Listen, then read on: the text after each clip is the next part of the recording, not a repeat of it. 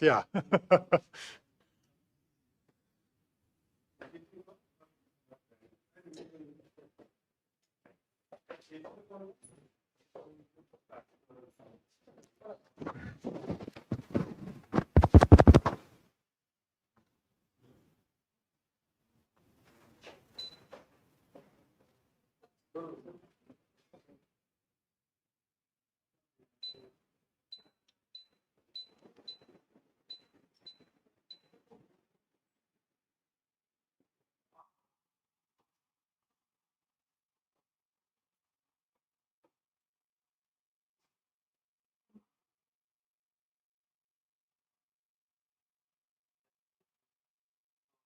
Pleasure to have Professor Europeans in UBT lecture. This is the last talk.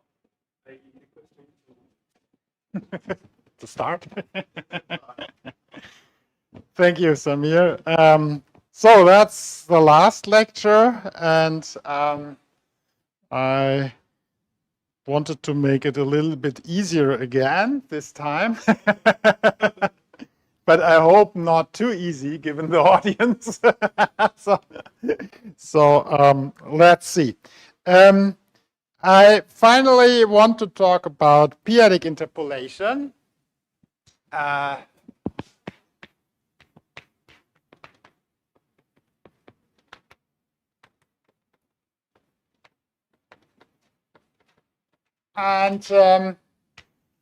So if you study L values and you are able to show that they are integral under certain conditions, then it's very natural to go further and ask yourself, what is the relation between these L values? And there are very famous examples, namely the Kumar-Kubota-Leopold congruences, which show that this can indeed happen. So let me start with this motivation. Although, as I said, given the audience, this is maybe the moment too easy. But sometimes it's also nice to see again easy things because it remembers you where all these things start. So we consider the following. So we modify here C star a little bit the value of the Riemann zeta function at 1 minus k. So C is some integer, C an integer bigger than 1, and k is also integer bigger or equal to 1. And we fix a prime p, maybe I write that here, fix p prime. And C should be also co-prime to P. And then we modify the value as follows. So we take 1 minus C to the K and times 1 minus P to the K minus 1, and then times the value of the Riemann zeta function. So that's the Riemann zeta function. And so if we modify these values, then going back to Kummer and Kubota-Leopold, a deeper study. So they showed the following. If K is congruent to K prime, modulo P minus 1 times P to the n minus 1, P to the n, so P to the n, then these modified zeta values, you have to modify them because we know that this value, this is rational, this is not an integer, so it's not so easy to talk about congruences here. So we modify them, and this modification exactly makes this integral. And you also remove somehow what is called the Euler factor at P. And if you do this, then these modified values satisfy the following congruence. This is congruent to the zeta value at 1 minus K prime. modulo p to the n plus 1. Yeah? So in a certain sense, that's somehow a very surprising result, because it means that if you say two numbers are close if they are highly divisible by prime number p, that means if k and k prime are close in this sense, also the zeta values are close in this sense. Yeah? So that's something which is quite remarkable about these zeta values. And the question is how to study all these congruences conceptually. And this has been started by Kubota Leopold, and then later, in particular Maser, they have invented the theory of p-adic measures, which gives a very smooth way to expressing this. And I will want to recall that now. So let X be any compact, totally disconnected topological space.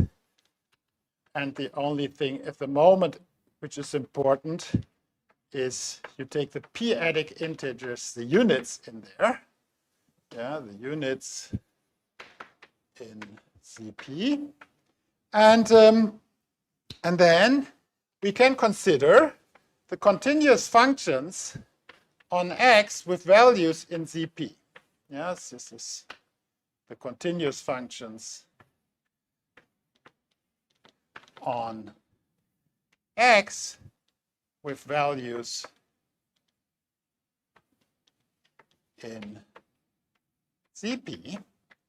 And what should be a measure? I mean, everybody, you ask what a measure is. It is a linear functional on continuous function. So this is what we define. So we define the measures on X with values in ZP.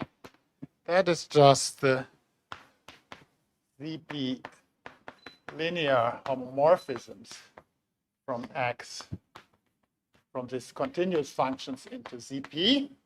And it is, normally you would say this function had to be continuous or something, but this is true in this case automatically. And if you have now a measure here, mu, and a function here, then we can apply, of course, the measure to the function.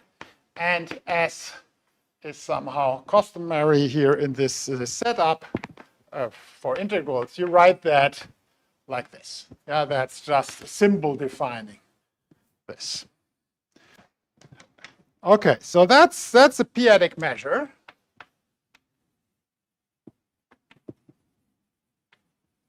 And now, why are these relevant to study such congruences? So, so note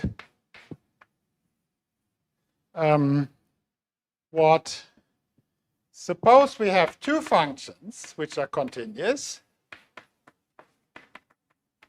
and these functions differ for all values. They are congruent modulo p to the n for all elements in this topological space. Then it immediately follows that the values of these measures are also congruent. Yep. So the integral f d mu is congruent to the integral g d mu mod p to the n, because that's rather trivial. So f minus g is of the form p to the n times some function h. Yeah. So that's a clever way somehow to talk about all such congruences. And for now, in the special case where x is Cp star, these units, so if k is congruent to k prime mod p minus 1 times p to the n, then this implies that the functions x to the k are congruent to x to the k prime if for mod p to the n plus 1, because the torsion, so because the number of elements in Zp mod p to the n plus 1 Zp star, this is exactly p minus 1 times p to the n. And this means if I take something here to this power, it will be always 1. Yeah. So this is here for all x in for any x. This is just as a polynomial function on Zp. Yeah. So and this then would imply that if we have a measure which, if we integrate it against these polynomial functions, we get exactly back the Kummer-Kubota-Leopold congruences, and that is indeed the case. So there's the theorem by Kubota and Leopold, formulated a little bit differently. Kubota, Leopold.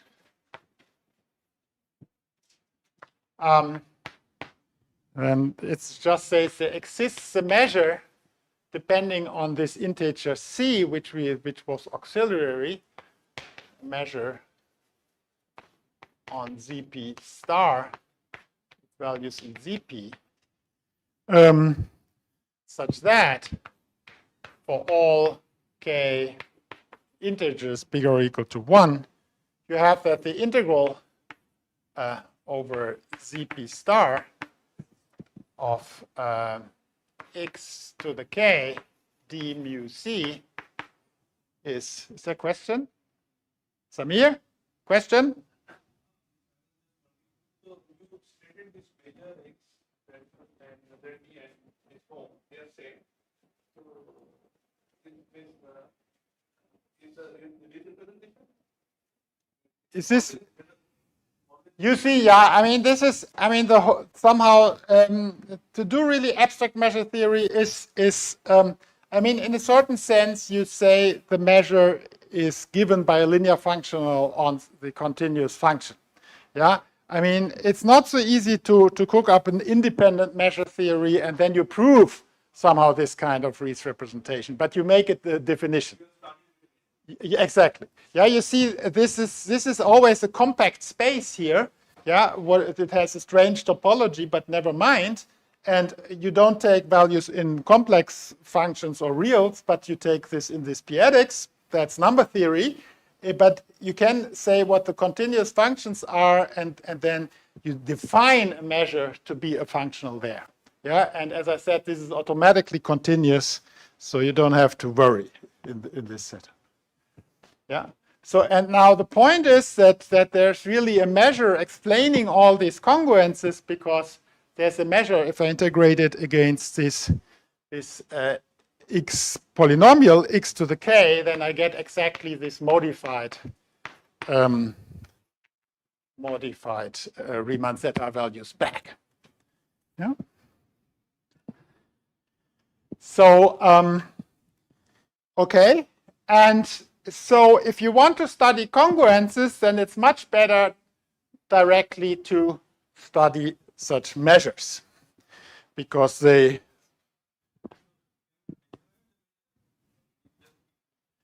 yeah, I mean, you will see in a moment a little bit. Yeah, you will see that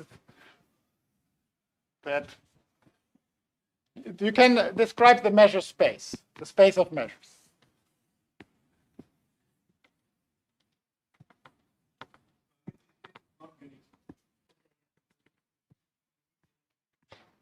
What is this?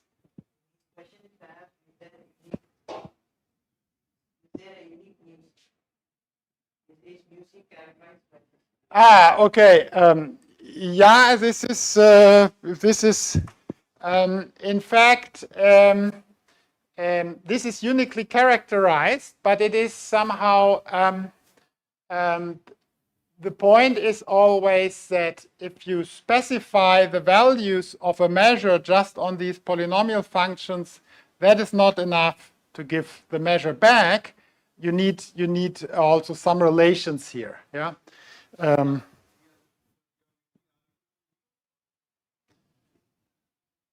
R equals to 0. K. Yeah, k to 0. I want to avoid here. Yeah. So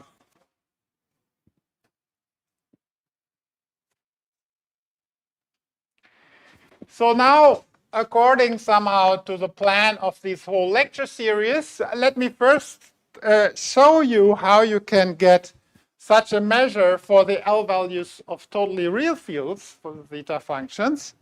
So measures for totally real fields.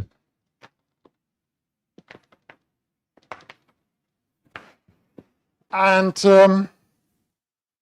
so we are in the situation of lecture 2. And so we have again L a lattice. Yeah, L had different notations during this lecture series. And we let A now be any p-adically complete separated ring. And you can think here always, yeah, not always, but okay, you can think of ZP here. And then there's the following theorem, which, yeah, in a certain sense, maybe this is due to Amis, really. So the theorem is as follows. I need some little definition. So LP will be now always L tensor ZP, yeah, over Z. So just n copies of ZP. So then the theorem is the measures on this LP with values in ZP, in A, this is just isomorphic to the completed group ring of L, which showed up in the second lecture. So let me remind you, this was the inverse limit, completion of the group ring of L. L. Modulo the augmentation ideal, K plus 1. So this is the kernel of AL to A, the augmentation. And so this means that after choosing, so this is non-canonically, so after choosing some basis, this is isomorphic to the power series ring in n variables. And you should think of this as a kind of Fourier transform. Yeah. So the measures are simply given by power series which with measures with value in A are given as power series with coefficients in A. Yeah, that's surprising, and this relies somehow on Mahler's theorem. Yeah, relies on Mahler, who described the continuous functions. Yeah, so the binomials x over n. This is somehow a basis of the continuous functions. Does it really? No, I mean, No, this theorem you don't need Mahler, maybe even. I think you can go without Mahler. So Mahler's theorem would exactly give you the continuous function. The theorem continues, so moreover, so we had in lecture 2, we had this moment map. And I said I called this moment map because, so it goes now from measures LPA, because this has some relevance here in Iwasawa theory. And the moment map this to this product K bigger or equal to 0, the tensor symmetric powers of L tensor A. And now the moment map is given as follows.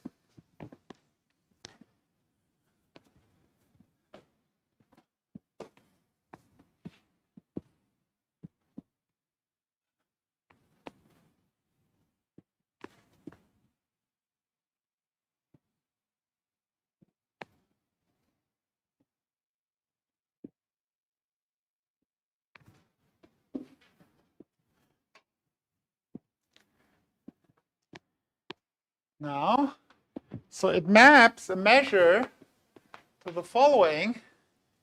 So you have here the direct sum of the multi-indices K1 plus Kn equals K. And then you take the integral over LP, and you take here the functions x. Yeah, you take after choosing a basis, you have somehow you get here polynomial functions in these variables xn to the kn d mu c. You integrate these polynomials, and this is the coefficient of the following element in this tensor symmetric power. So you have here somehow the basis E1 K1. Now you have to use this divided power structure here, in fact. Okay, and so E1 up to En, this is the basis of L, and the x1, these are the functions corresponding to the basis. This is the dual basis considered as functions on LP. Okay, so and these expressions are called the moments of the measure. Yeah, this is exactly what occurs here in the one variable case. So these are the moments of the measure. And that is what is happening here with this moment map, which we could write down for any algebra. But in the case where A is a periodically complete ring, this really turns out to be just the moment map in Iwasawa theory. That's a fact where I was very surprised to see that I couldn't find it in the literature anywhere, but you can find it now in the paper together with Benze and Levin. So why is this true? The idea is as follows. So the step functions, you can consider the step functions on LP. Yeah, these are just the locally constant, compactly supported functions. So F LP to A locally constant. So, I mean, I can forget about compactly supported here, but I write it. And then, so the direct limit over all R of the step functions on LP modulo P to the R LP. Yeah, this is just a finite group, and the step functions are just any functions with values in A. That is isomorphic to all step functions. So you can write them in a certain sense as a union. And that here is dense in the continuous functions on LP with values in A. Yeah. So this means, as I said, the measures are automatically continuous functions here, and then they are uniquely determined on this dense subspace. So this is dense. Here you put the sup norm. Yeah. And so this implies, if you look carefully, this implies really, so the measure is the dual space here. This is determined by this. And the duals of this is just, so the dual of this, maybe I write it, the duals of the step functions, LP, this is just the dual, say the A dual here, A dual. That is just the group ring of LP mod P to the R LP. And that, as we know, the inverse limit of this gives really the measures. And on the other hand, you can also see, because this is periodically separated, periodically complete and separated, this limit here is also the same as this. Yeah. Okay. Good. That's maybe just the idea here. So for the moment map, sorry, that was too early. So for the moment map, you consider the pairing.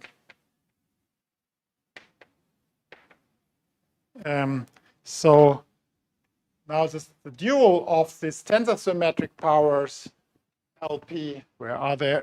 Here, LA, they are just the symmetric powers, so of the dual space. So this is L tensor A dual.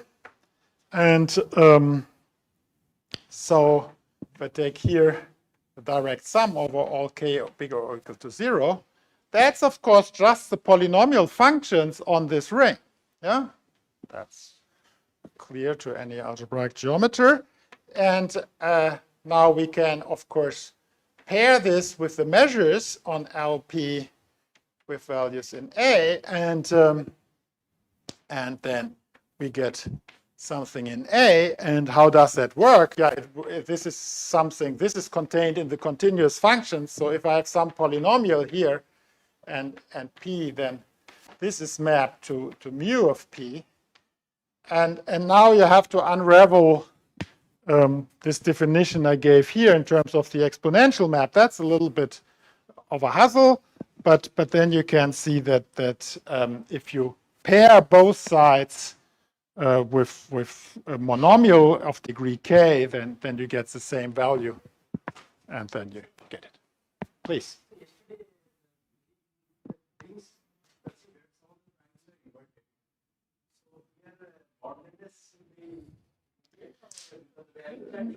No. Which primes were inverted yesterday? All primes I had inverted?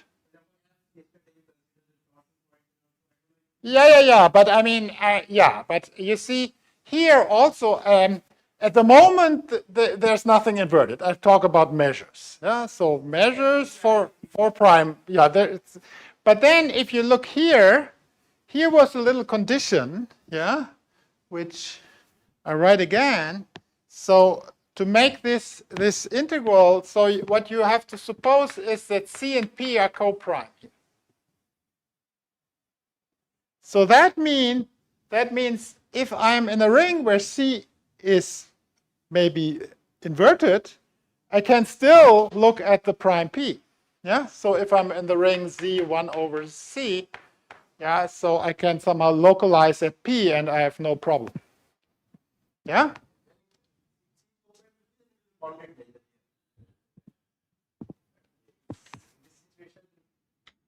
the values is direct sum of the value that I hear, sorry, here of course there's no C because this is a general measure. Yeah. So sorry, I wrote C because I had C here. This was just an oversight. Sorry. So here, this is for general measure. No C. Sorry. Yeah.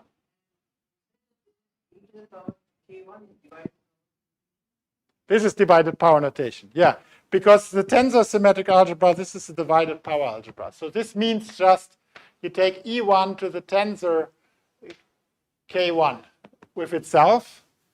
Yeah, that's the symmetric tensor, but this is not the K1 power in the tensor symmetric algebra. Yeah, there is this relation. So E to the tensor K, that is E to the K divided by K factorial. Yeah. Yeah, so that is the divided power structure of so the tensor. This is the divided power ring. Whenever you have a free module, then the divided power algebra is just the tensor symmetric algebra. Yeah. Good. Okay. So that was some recollection about these measures. And now let me let us go back to the situation for totally real fields. So again, we have some field degree n. So f was totally real. And what else do we want? We fix a prime number. Fix p prime number. And we also needed certain ideals. So C, this was an auxiliary ideal which takes the role of this little c, which I just erased. And then we have F, which plays the role of the conductor, and B, which plays the role of the ray class group. So that's auxiliary. That will be somehow the conductor of, and that will be the ray class. And they should be all ideals in OF, and they should be co-prime to each other, co-prime and co-prime to. Sorry, and C and C has to be co-prime to. C has to be co-prime to P. And then our lattice L, as in the second lecture, so we take this ideal F times B inverse. That's our lattice. And we take the torsion points. This is C inverse times L divided by L. So these are the C torsion points in the associated torus.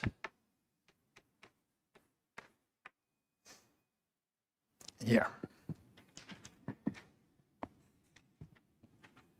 Okay. Now for some function a d 0 gamma with values in d, yeah, which so these are supported on the torsion points. The values sum up to 0, and they are invariant anti gamma. So gamma is now the, say, positive 1 units mod f.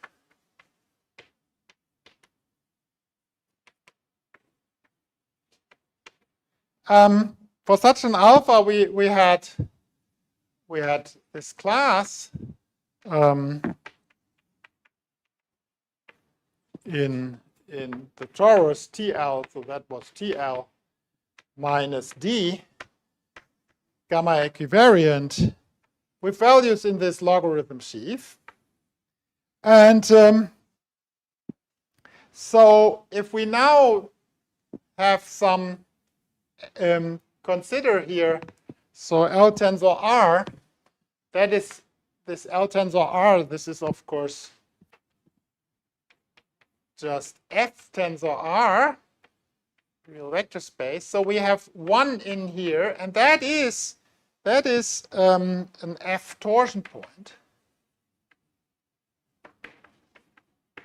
And we pull back this class along this F torsion point.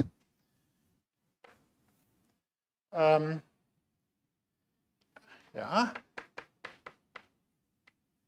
And then we get somehow just a group cohomology class of this group gamma with values in 1 upper star log. And this can be mapped, 1 upper star log, by the F multiplication. This can be mapped to N gamma, now the A completed group ring of L.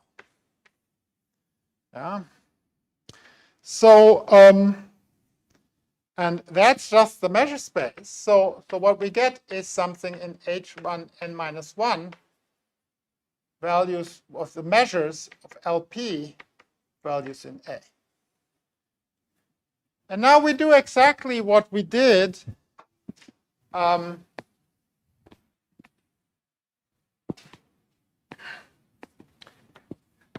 evaluating the things yesterday. So we take a cap product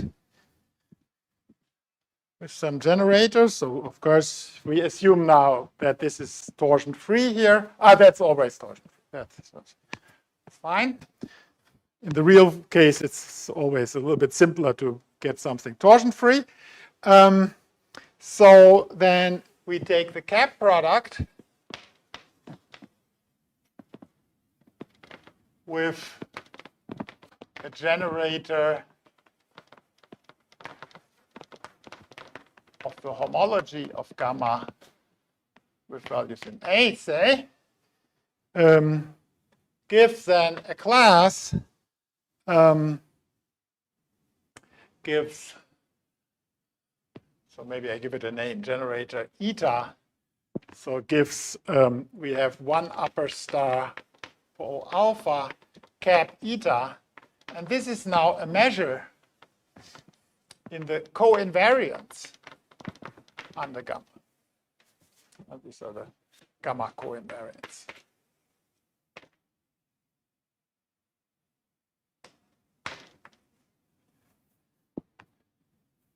So, whoops, we have constructed a measure. Yeah? So, you see, we didn't do anything. Yeah? The measure was simply given to us just because in the case of a periodically complete ring, this is just Sieber-Saba algebra. So, it's just a space of measures. Yeah? Nothing, I mean, really, there was no work. Yeah? Now we have a measure. And now I explain you that with no work, we see what the moments of this measure are. Okay, let me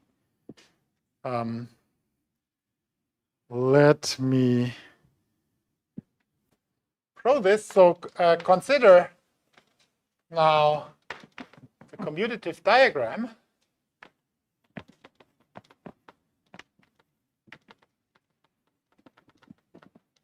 As follows. So we consider the ring, say, Z, and we invert the norm of that ideal C. Yeah, that's our A.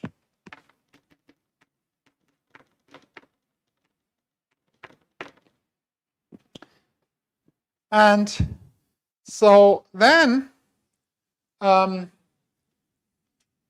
if we take now the completed group ring for this L, and take the gamma co-invariance, then we had the moment map. Moment map. This existed also for any ring. Yeah. So this goes to this. So this just records the moments of this measure. TSMK L tensor Z 1 over norm C. And here you have to take also gamma coinvariance. Yeah, they don't matter so much. But, sorry?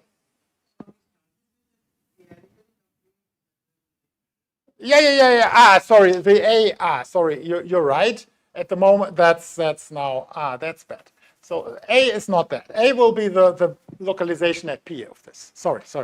Yeah, thank you for pointing that out.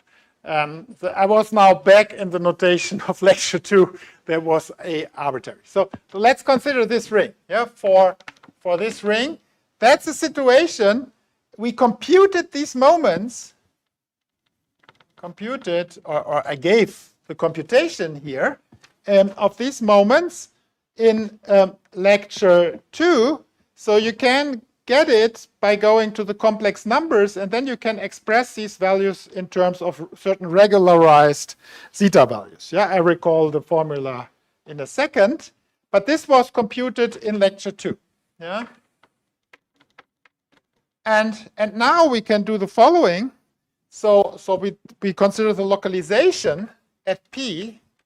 So because P is co-prime to C, we have a map to ZP. Yeah.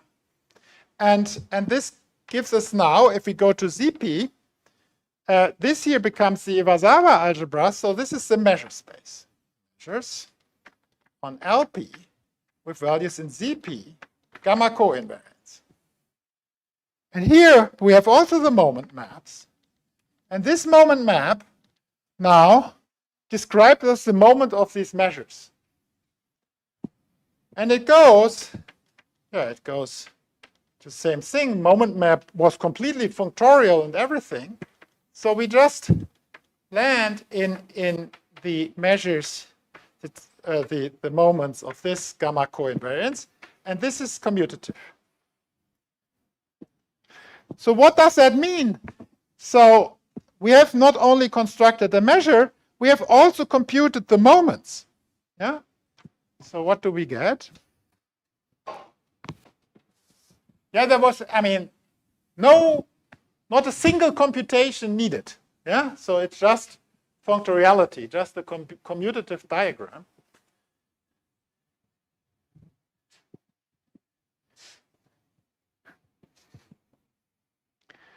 And let me see, I started. Yeah, I have plenty of time.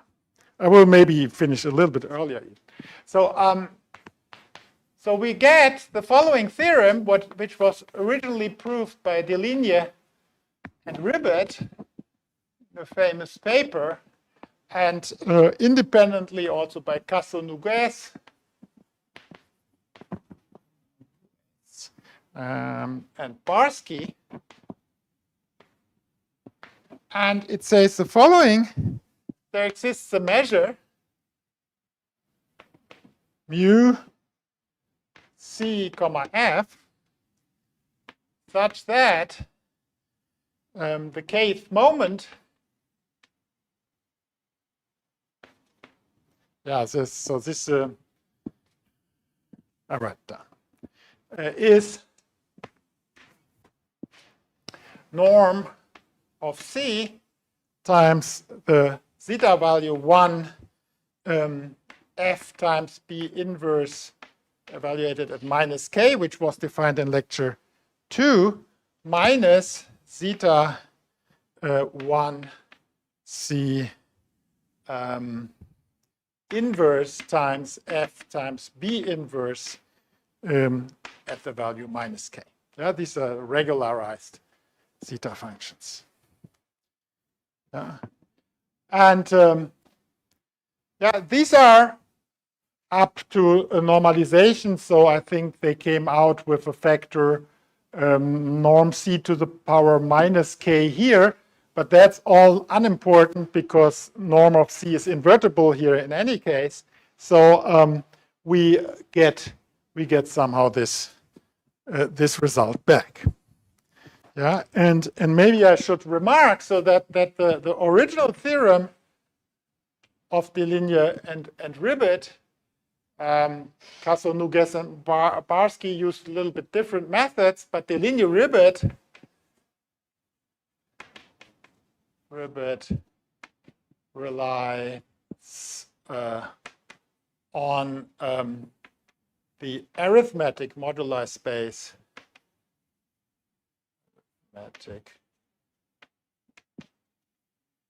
Moduli space of Hilbert abelian variety, of abelian varieties with real multiplication.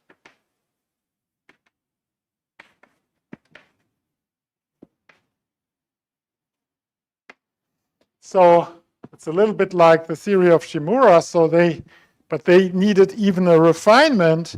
So to get at the integrality, they needed to have integral models for this moduli space.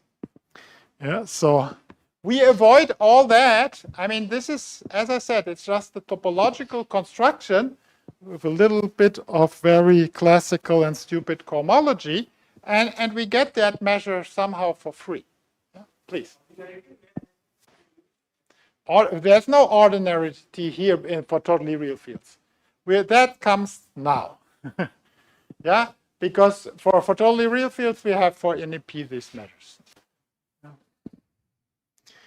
Okay. Okay, thank you. So this is exactly the next point of my talk here. Now we want to do the same for totally complex fields.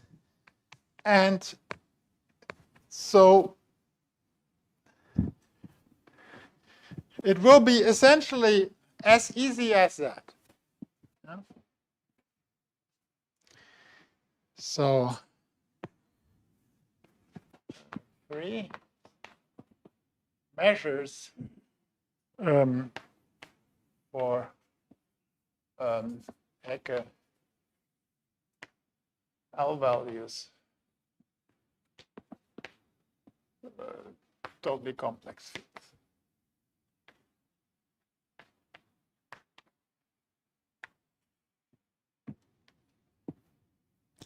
Yeah, so we want to interpolate now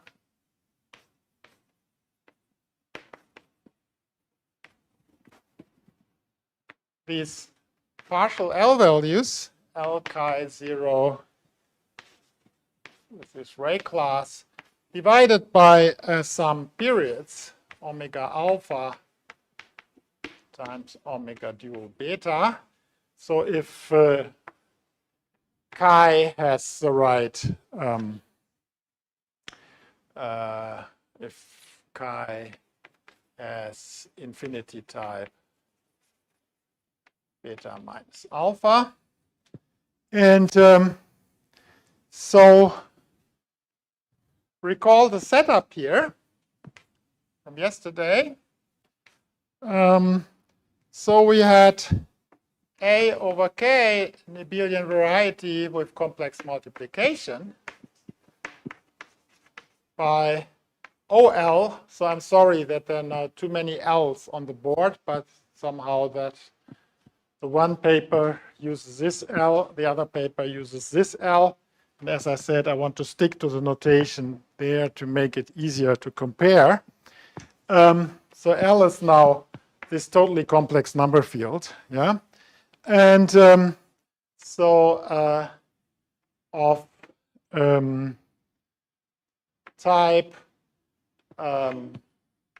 CM type sigma and L over Q, that is degree 2D, and L contains a CM field.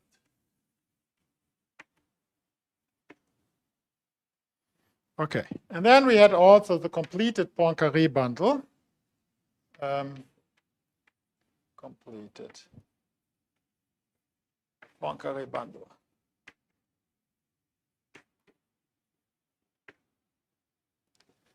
Okay. So now we have to talk a little bit more about measures.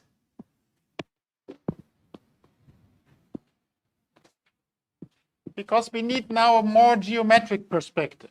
Now, this here was a perspective about group algebras and Iwasawa algebras. And now we need a more geometric perspective on measures. And this goes as follows. So measures, again. Is there some water? Yeah.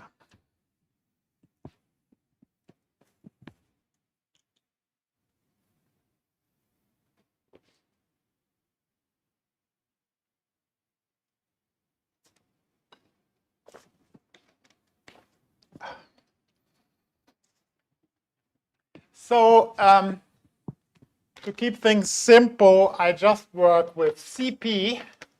So this is, you take the algebraic closure of QP and complete it.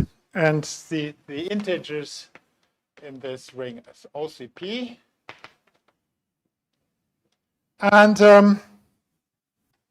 then we know, because this is p-adically complete and separated, so the OCP, the completed group algebra, these were the measures on LP now with values in OCP.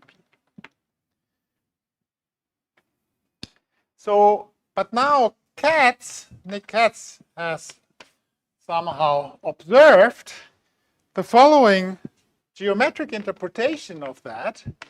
So if you take the formal spectrum of this ring, OCPL, yeah, that's some power series ring. And it has even a Hopf algebra structure because it's a completed group ring.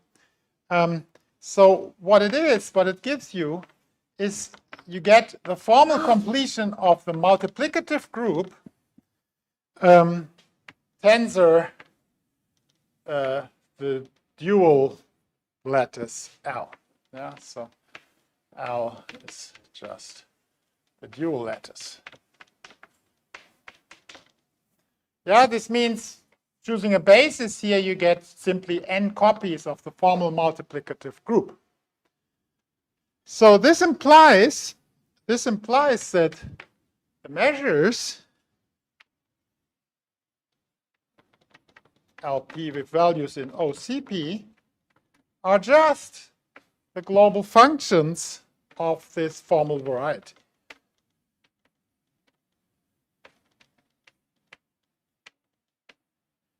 Yeah. Yeah, that's now again another kind of Fourier transform somehow.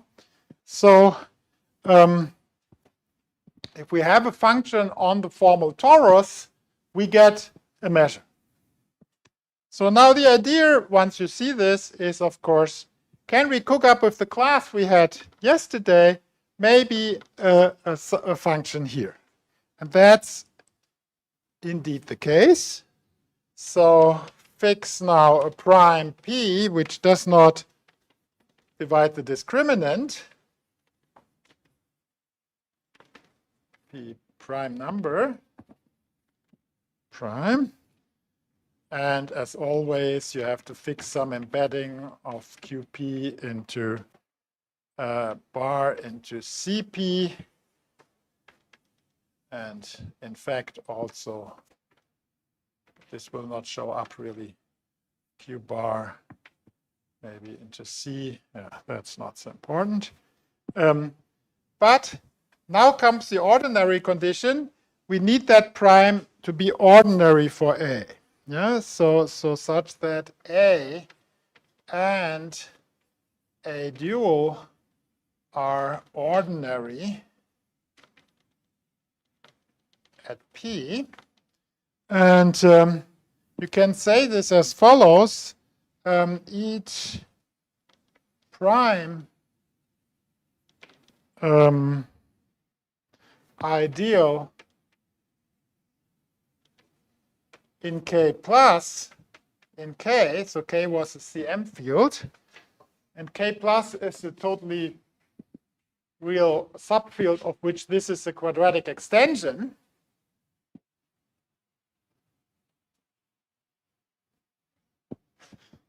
So it is, I'm sorry? At identity, exactly. Yeah. Okay. Maximal totally real subfield.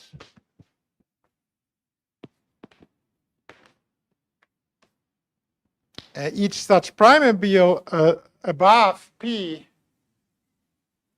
splits completely in K.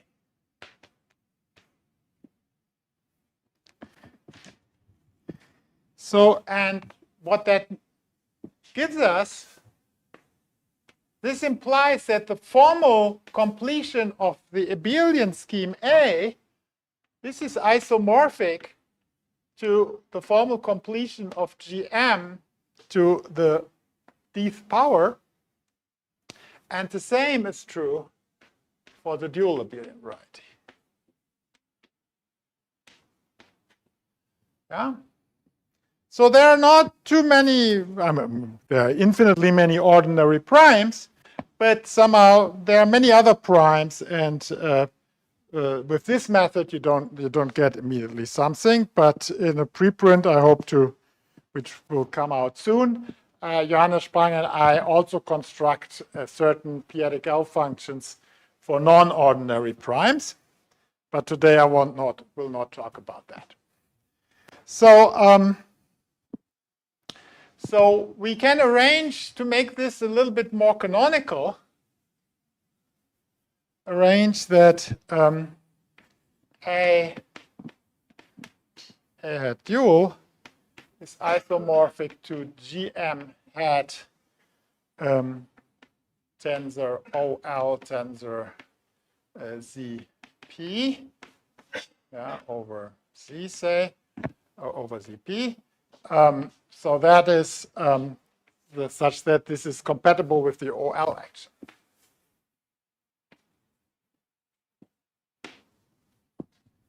With the OL action on both sides. And now these isomorphisms here, they allow us to define also p-adic periods. So we can define omega p, which is an element in O Cp to the power sigma, and we can define omega p dual, which is an element in O Cp sigma bar. These are p-adic periods.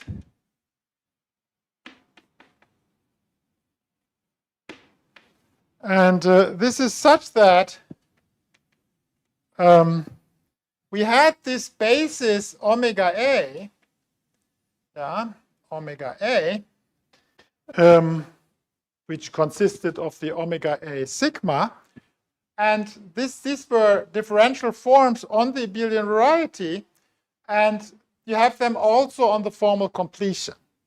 Yeah? And then, on the other hand, on GM, you have the canonical differential. Yeah? So omega, I just write omega GM hat to the power D. And these two compare with this period. And here, this is, you have a canonical differential on this, which is just T dt dt. Sorry, what do I want to say? Dt divided by t. So, yeah, that's the canonical differential here. So now, via this isomorphism, you have two differentials, and you compare them, and you get the periods. And similarly, for the dual abelian variety.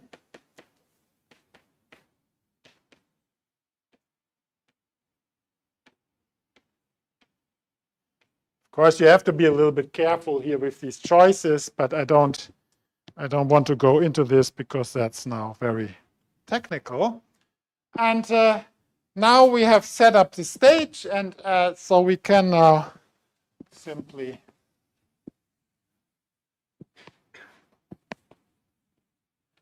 get to our measures.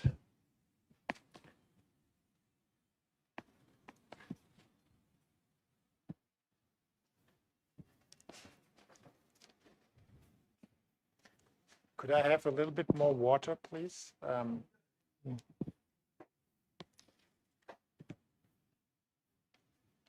So now comes the most important theorem here.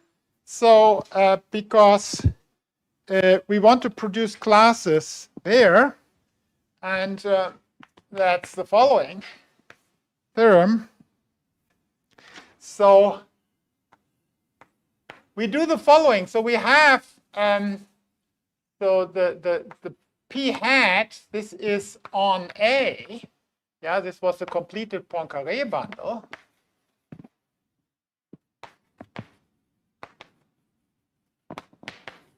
And we restrict to the formal group A hat. This we can do. And then we look, what are the global sections here for this restriction? And it turns out that over this formal completion, this Poincaré bundle is in fact trivialized. So that's the same as the global sections of just the structure sheaf.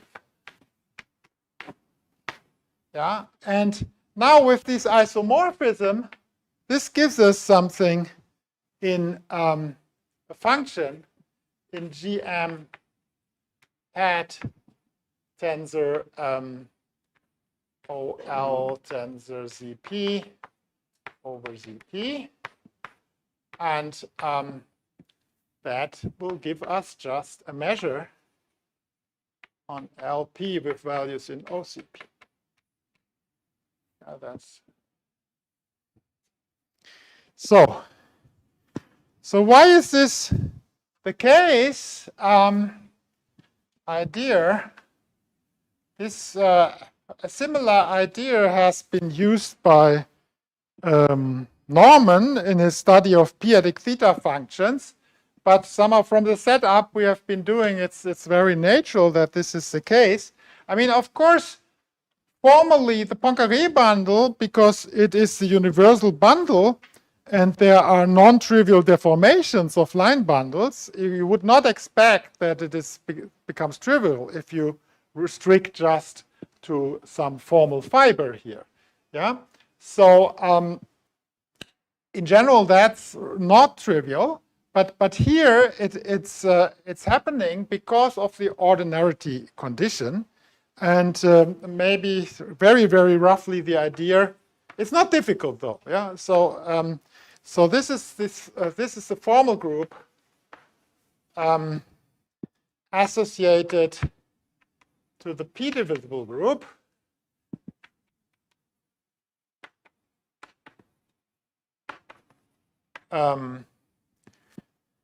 A p sigma infinity. Yeah, now I have problems in notation. So p sigma are somehow the product of all the primes p which are induced. So p is induced by the embeddings of sigma into and then also via the chosen embedding iota p of qp bar into qp. What did I wrote? Did I wrote qp here? I wanted to choose this. Q into CP. Yeah, this gives you, of course, each embedding here of L into this, composed with this, gives you certain primes, and these I collect, and this gives us big isogeny, so some isogeny on the abelian variety. I take the p-divisible group, and I can do the same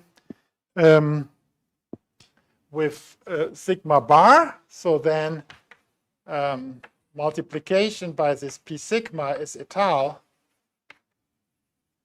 with étal dual. And if this is the case, this formal Poincaré bundle is isomorphic. So this implies that the formal Poincaré bundle is isomorphic to, if I pull it back along this isogeny, and this implies that it is trivial on these torsion points, and you do this now for all powers n, and then you're done, and similarly for the dual. Okay. So now we want to construct this this measure, or this function giving the measure. I erase it, but that here we want to be n. And that's now easy, because we have a class with values in this completed Poincaré bundle, and we just have to evaluate it on the formal completion of A. So,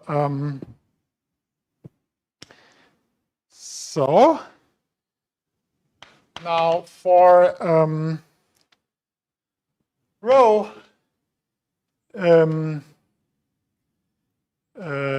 some function in the C torsion of the abelian variety, 0 gamma, where gamma is, as before, this the 1 units mod f. F was this ideal, and we have x. X is an F torsion point on A with RC, F torsion.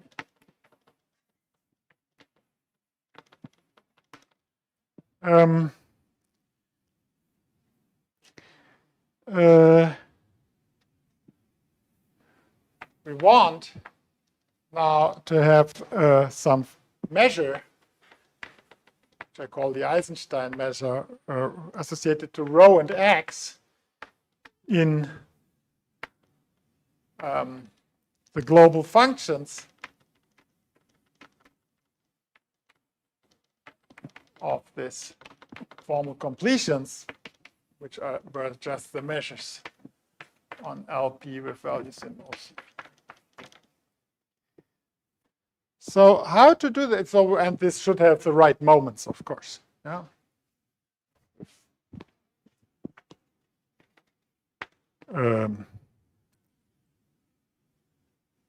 Correct moments.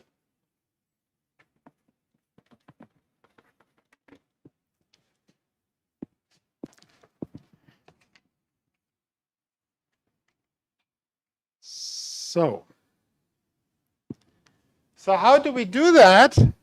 So we consider, the problem is we have taken away the 0 point. So we cannot somehow take the completion at the 0 point, yeah, of our class. And but that will not turn out to be such a big problem, because we translate that point back. So this here is this is the formal completion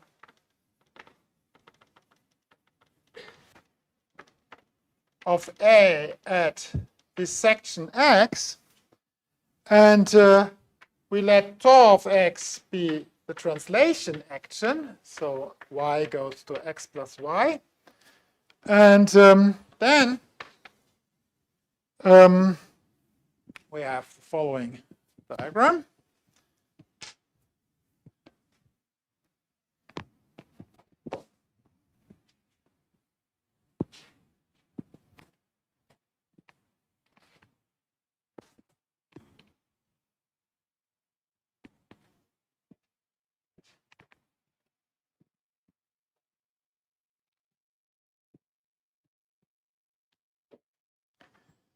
So,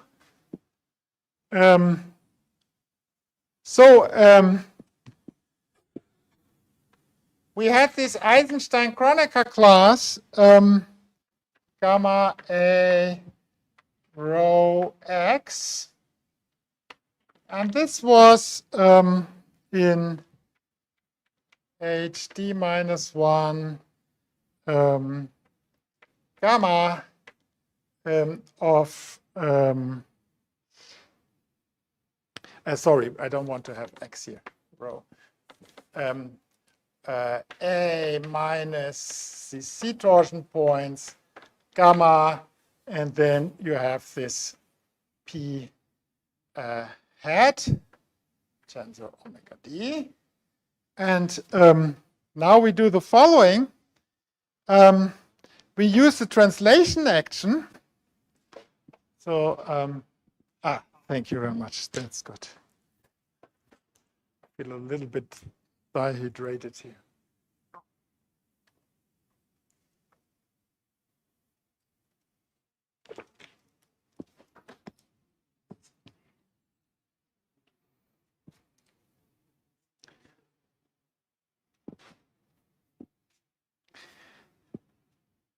So I do the following.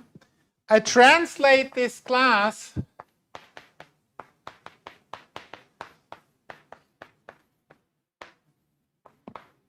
via x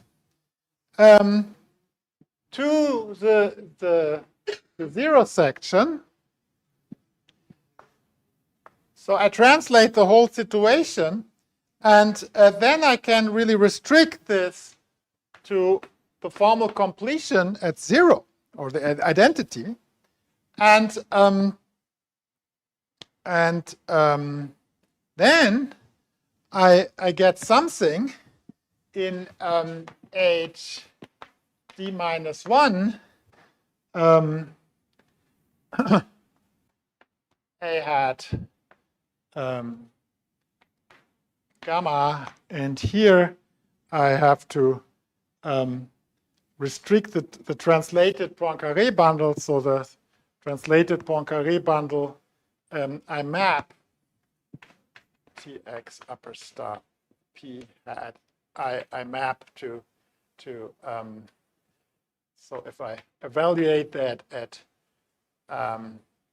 E, sorry, I want to say that this has a map to P hat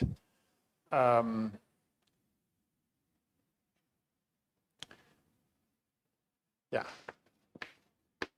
I restrict this to A hat. This has a map to this, which is essentially given, so because this is an F torsion point, this is given by F multiplication.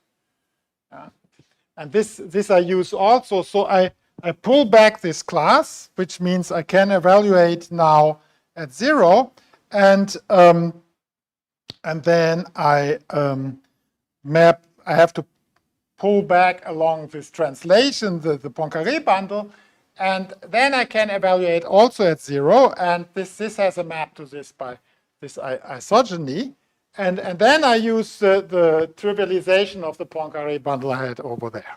Yeah, and if I do all that, then I get something here, HD A hat, so P hat restricted to A hat tensor omega d, and because now this is affine,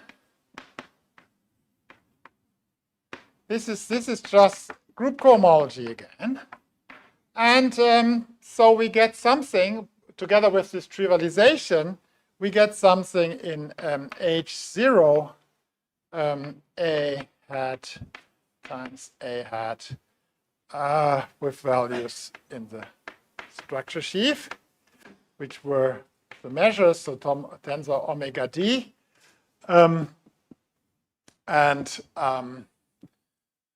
We, with the given basis we had, we can also trivialize this. Yes, so this trivializes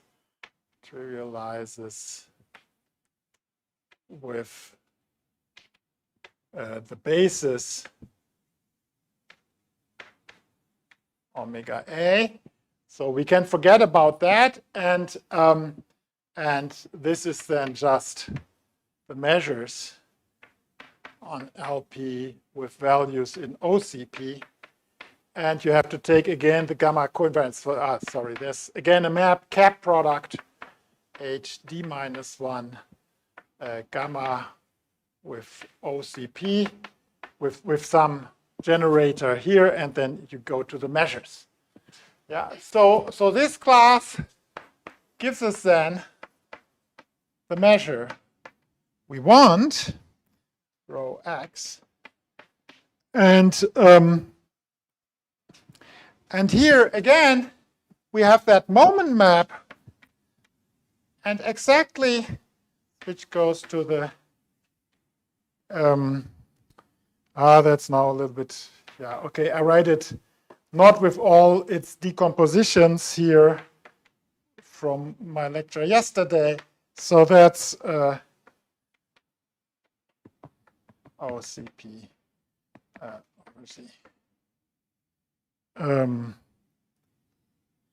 gamma coinvariance. Yeah, I only want to say that with the same trick as we have used for totally real fields, we have computed the moments over the complex numbers, and because the moment map is functorial, we know the moments everywhere where we have the moment map. Yeah, and so we have a measure here, and the moments are exactly the moments we have. Sorry. Are there some a dual missing here? This is what you mean? Yeah. Thank you. Here also. Thanks. Okay, so we end up with the following theorem, and that will be my last board.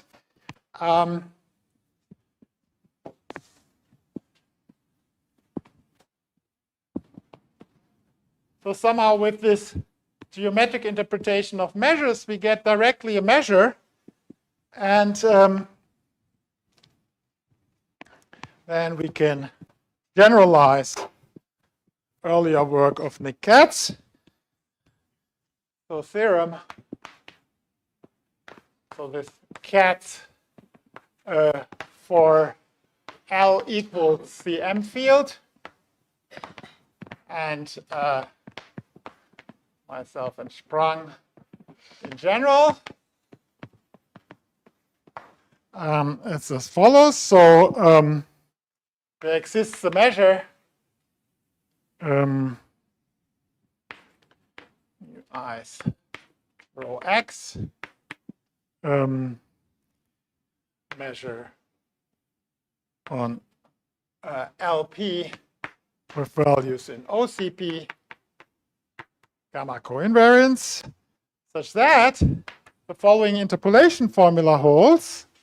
So if you divide here by the p-adic periods to the right powers, alpha plus 1 sigma times omega p dual to the beta, here you have now the integral over LP of t and s are just some variables, yeah, alpha, beta, and now d mu Eisenstein rho x.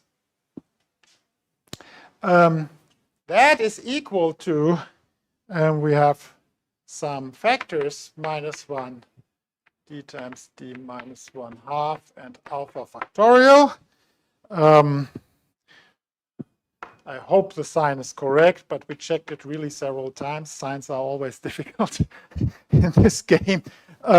So this runs now over all C torsion points. Lambda, this was the period lattice, yeah, lambda period lattice, as we had yesterday. And now we have here rho minus T. And now we have this Eisenstein series I defined also yesterday, beta alpha plus 1 over S, T plus X, comma 0, comma lambda, comma gamma. And here you divide by the complex periods. Yeah, so alpha plus 1 sigma beta dual. Yeah. Okay. And with this theorem, I would like to end my lecture today. Thank you very much.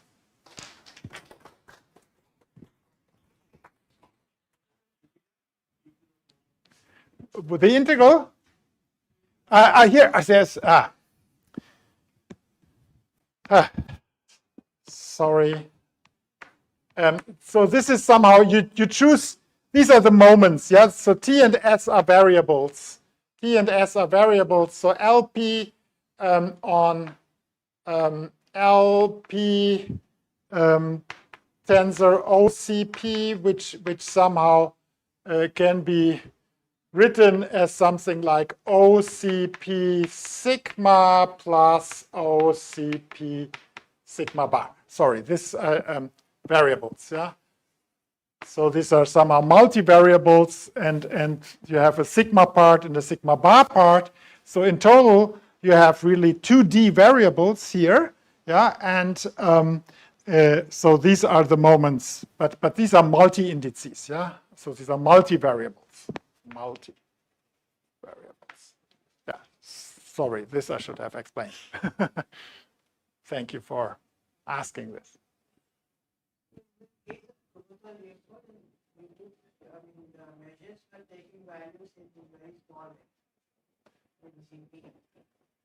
Yeah, you see, yeah, exactly. That's a good question. There's a need for OCP here, and you see the need is these p-adic periods. They don't live in ZP. They didn't show up in Kubota-Leopold and also for the totally real field. The periods for totally real fields, they are very easy. They are just 2 pi i's and powers. Yeah? And there are essentially, so the p-adic periods are not there. Yeah? That's a special feature. But here you need p-adic periods, and they can be defined over a slightly smaller ring. But it doesn't help so much to make that ring more precise, because in the end, this doesn't give you any additional information, because you know already the integrality of these values and where they live. Yeah, so to have a measure, you can be generous with the coefficients.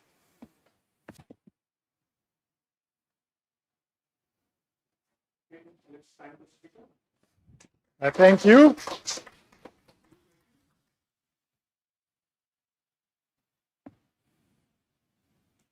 More questions, please.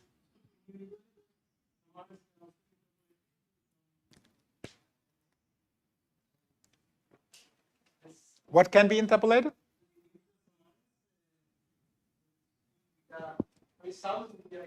Yeah, I mean, this is for all alpha and beta. Yeah, I mean, this interpolates for all alpha and beta. So you get all infinity types of these characters. Yeah. So somehow you have this T and S. These are multivariables. Yeah, and for each of these multivariable, they are determined. So the monomials determine you an infinity type of the Hecke character.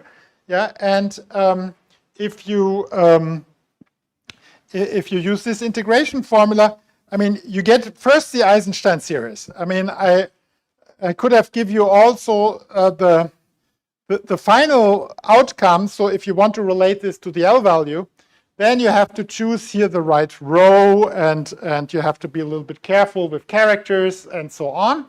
But that's quite technical, because to formulate that properly, you don't work on LP, but you want to have a measure on the Galois group. Yeah, and that's a lot of work to do, really, and many notations. But as we have discussed, that these are essentially the same as the L values, I just give you the theorem like this. Yeah, but it interpolates for all infinity types. This doesn't make any sense here. No, because there are no reals here. This is p-adic. Yeah, p-adic. P-adics are stupid. They have no ordering. This is a field only for number theorists, not for analysts. That's stupid. Sorry, how I did get it? The uniqueness. Such a measure, if you have a measure, it's uniquely determined by its moments. Yeah.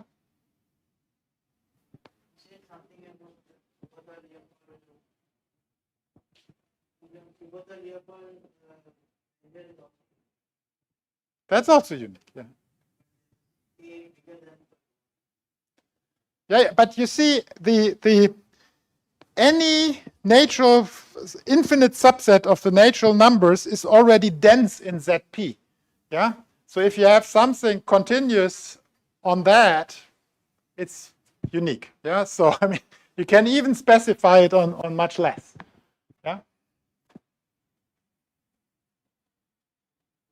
There are no more questions. Thank Professor Tiwari once again. Thank you.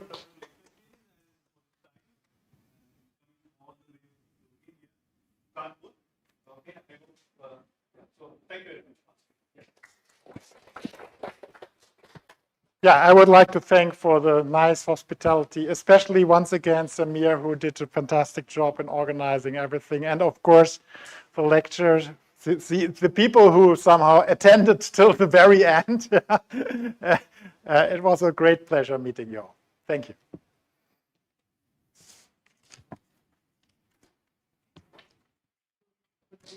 It's like solving a moment problem in a sense, or no? Because This, you see, these classical problems are here completely stupid. Yeah, this is give me a power series, and then